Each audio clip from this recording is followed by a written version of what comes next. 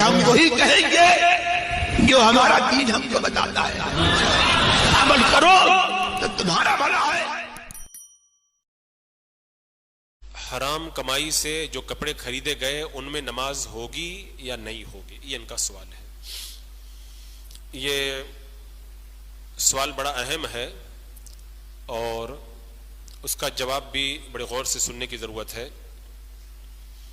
حرام کمائی کے حوالے سے پہلا حکم تو یہی ہے کہ جو حرام کمائی میں مبتلا ہے اس کو چاہیے کہ اللہ کی بارگاہ میں سچے دل سے توبہ کرے اور حرام کمائی سے ہمیشہ کے لیے پرہیز کرنے کا اللہ کی بارگاہ میں عہد کرے اور اس عہد کو نبھائے، اس کی پابندی کرے، اور اس کے بعد میں جن لوگوں کا غلط حق اس نے دبا کر کے یا سود کے ذریعے یا رشوت کے ذریعے جو مال لیا ہے ان کو واپس لوٹائے۔ اب اگر کسی نے حرام کمائی سے کپڑا خریدا تو اس کپڑے میں نماز ہوگی یا نہیں ہوگی؟ تو اس حوالے سے فقہاء کرام کی تصریحات سے یہ پتہ چلتا ہے کہ حرام کمائی جو بعینی حرام ہے، کیونکہ جب حرام کمائی اگر حلال کمائی میں مل جائے تو اس کا حکم الگ ہے،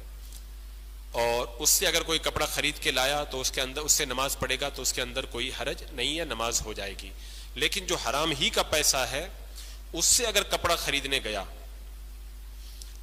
اور دکاندار کو وہی حرام پیسہ دکھایا